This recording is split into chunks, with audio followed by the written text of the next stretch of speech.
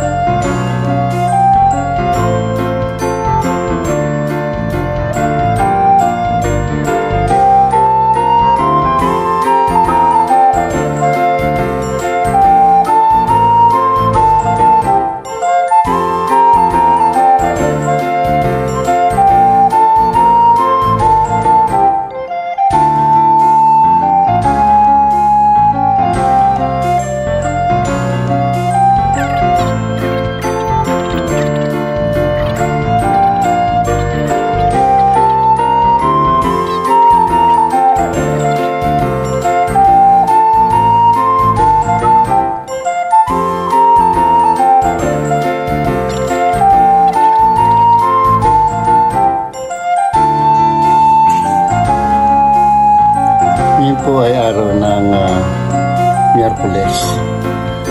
Pagka ganitong umaga, meron kaming pinupuntahan ng aking asawa.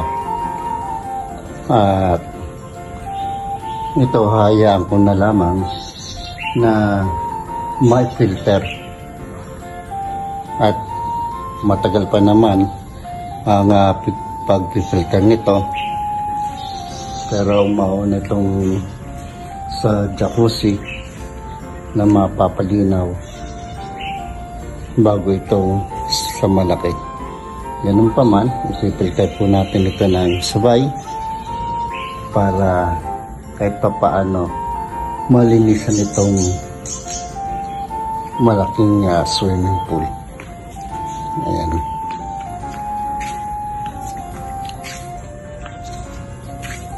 Nagkukulay brown na po siya.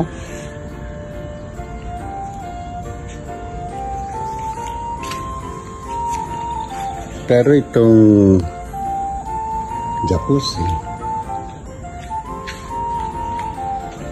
sa ngayon ay kulay brown na.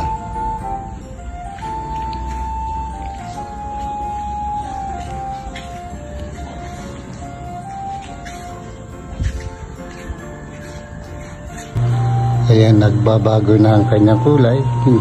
Hindi na siya kagaya kanina na dark brown. Ang dark brown naman ay ito ngayon dito sa malaking swimming pool. So alis muna kami at magandang umagang muli. A few moments later. Ayan mga kaibigan, ang kulay niya ngayon ay magla-light blue na. Pero kanina ang kulay niya ay ito. At ito naman ay bukas ng umaga magiging ganito na ang kulay. At yan ay ibabakyum ko para maging malinis na yung tubig para may handa natin sa darating na mga guys. Okay, salamat na muli. Bukas na lang. One eternity later. Okay, ngayon ay maganda ng tubig dito sa jacuzzi. Maging dito sa malaki ay malinis na rin ng tubig at bagsak na ang kanyang mga kalawang. Ayan, lahat ng kalawang at saka yung iba pang dumi bumagsak na sa ilalim. Kaya ito ay ibabakyum ko na pagkatapos kong maglinis ng CR. So, ngayon ko muna itong CR dahil madali na itong linisin.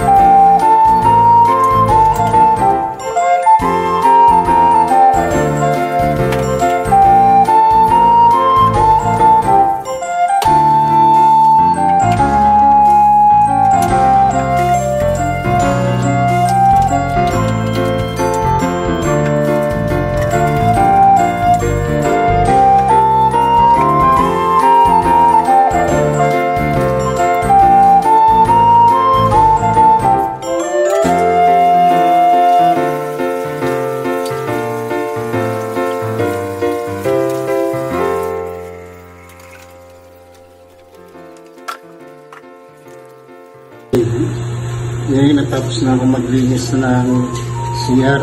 Huli kong gagawin na ngayon sa araw na ito ay vacuum na ito para maihanda para sa darating na guest.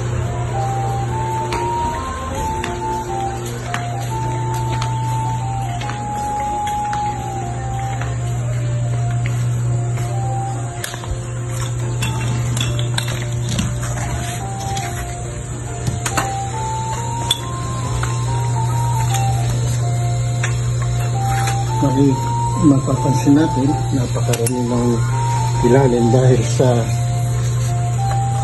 yan yung mga kalawang na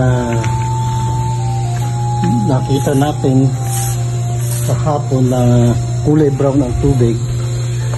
Ngayon ay nandiyan na siya sa ibaba. Kaya pagkatapos pumabakyan ito at kung darating man ang guest, ay maaari na nila paliguan ang swimming pool.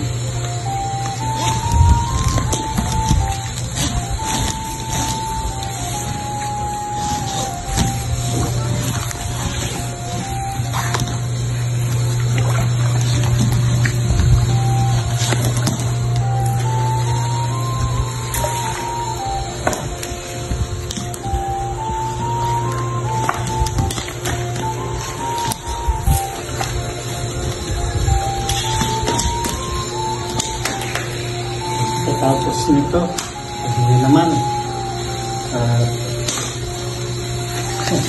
sasabahan niya ako ng trabaho ng araw na to.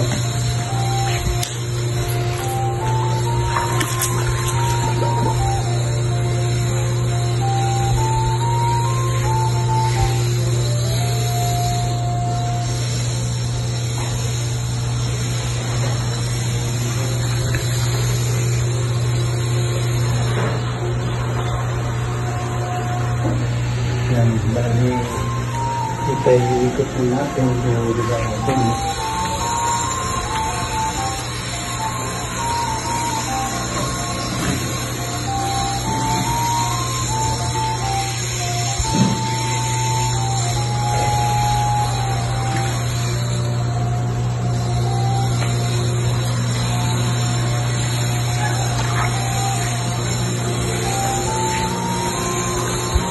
Palibasa nagtatagulan na maraming langgam na lumipakpak na pumupunta dito sa tubig. Kaya isa sila sa nagiging dahilan para dumumi ang tubig. Yan pa man,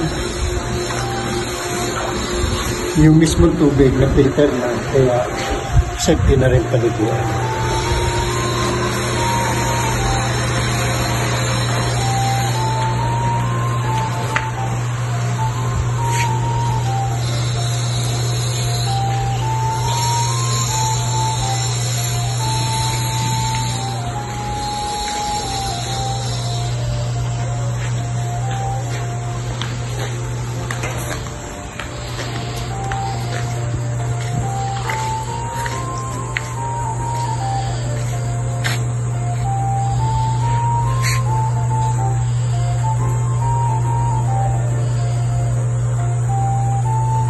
Kailangan lamang medyo mabagal ang pag-vacuum para makuha lahat ang dumi.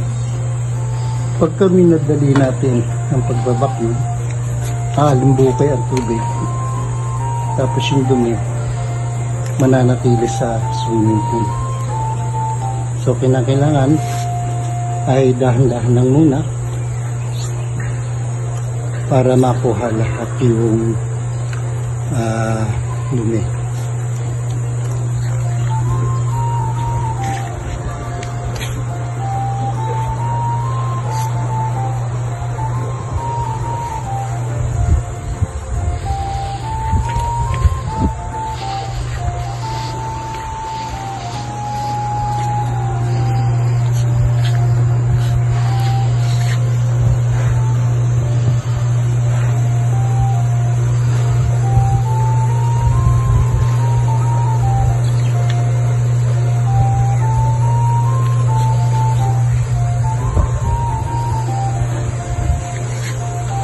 Sa awa at tulong naman ng Panginoon Diyos, sa bawat weekend ay meron tayong guest.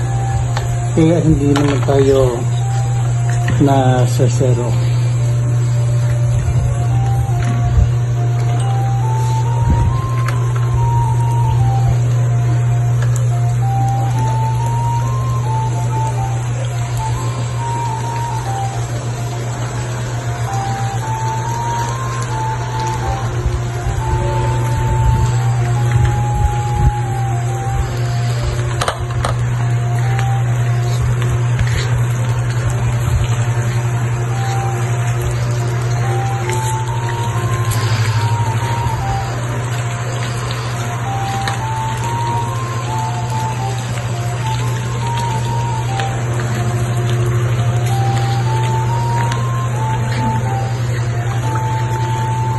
Siguro Luzon doon ka sa Kanlong at sobrang init ng araw para hindi ka napinsala ng init.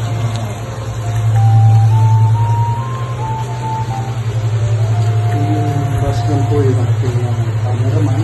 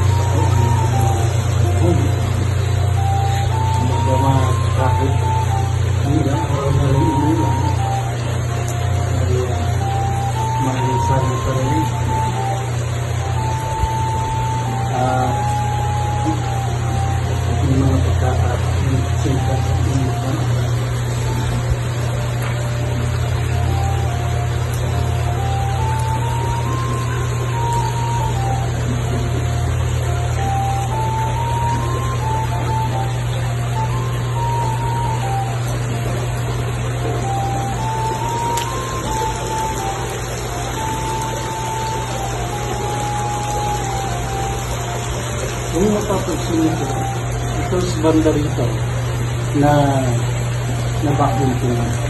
Napakaganda lang ng tubig. Napakalinis ng tubig. Kaya, pagka natapos ko matutubog ako, at hindi natin manang ating Diyos, wala nang magiging problema.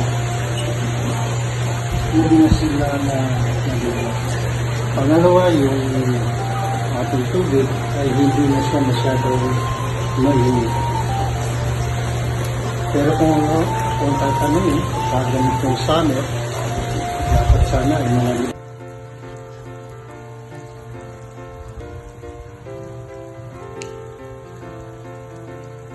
kung mapapansin niyo mga kaibigan, napakalinis na lang ng tubig. Maliban na lang dun sa mga nasabi ko kanina na malalanggan ng nalalagyan ng sila. Kaya tapos ko ang backbone ay isasalap naman natin para tumigyan na natin malinis. Maliban na lang kung ulan, kung siya ay ulan mamaya dahil madilim ang wala na ay magkakaroon na dito ng mga langgam ng pakla. Kaya pagka nagkaroon na uli mo, sipag lang ang paglanay, unti-unti ay tatanggalin natin para tuloy ang maging malinis.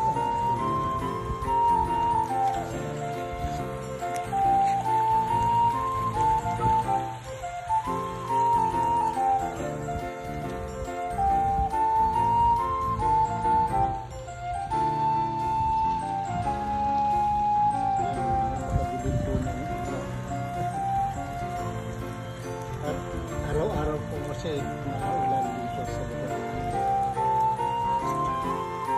Kaya pati yung tubig na swimming pool, nahaluan ng tubig ulan dahil sa wala naman talaga bubog ng ating swimming pool.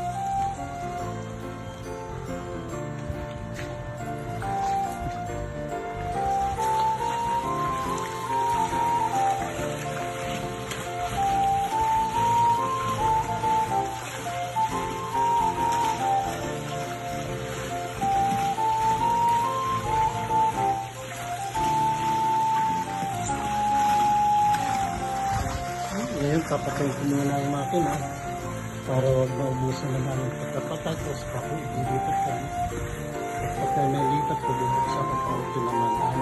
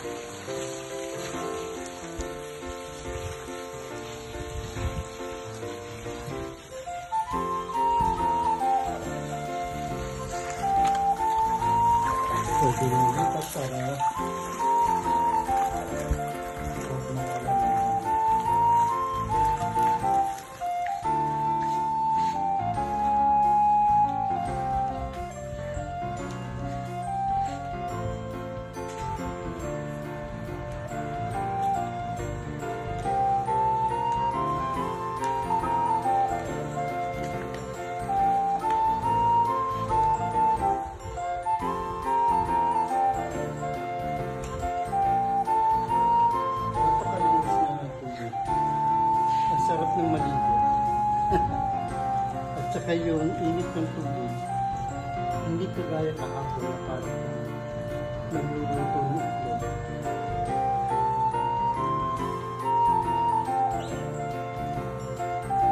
Pero yung mga tao naman na yung ganitong klase ng init ng tubig ay inaayaw dahil napapasok ang mga sila. Pero sila boss mo, nagkaroon sila ng guest na hapon. Kaya gusto ng hapon dito sa jacuzzi ay umuusok talaga ang tubig na super kulit. Sila kasi yung mga sanay na sa kanilang lugar na pag nagja-jacuzzi talagang napakainit. Palibasa doon sa kanila ay napakalamig ng panahon sa kanila dahil madalas nag-iinit. Pero dito, tayo mga Pilipino, kailangan masarap ang kumain na sabing wow, lamig. Kaya hindi tayo sanay sa ganyan inuusap ng tubig. Madali na matapos yung pagkabaking ko. Pagkatapos nito, papabuko yung motor. Pagkatapos ang may pahinga yung motor.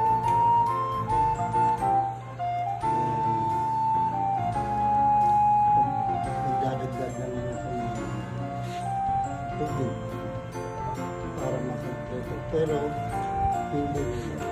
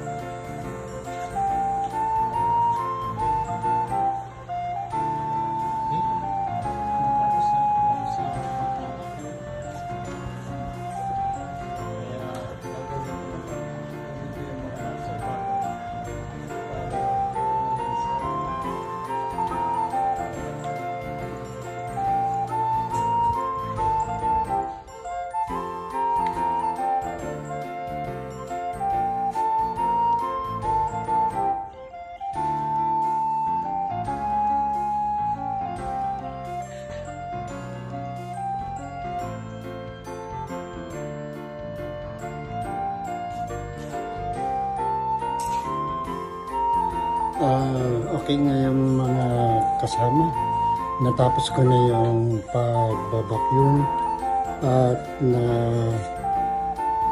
naihanda ko na rin para sa darating na guest. Muli maraming salamat sa inyong panonood at sana ay nasiyahan kayo doon sa ginawa kong pagproseso at paglilinis ng resorts. Sana makasama ko rin kayo dito. Magandang hapon sa inyong lahat at magandang araw sa atin. Bye!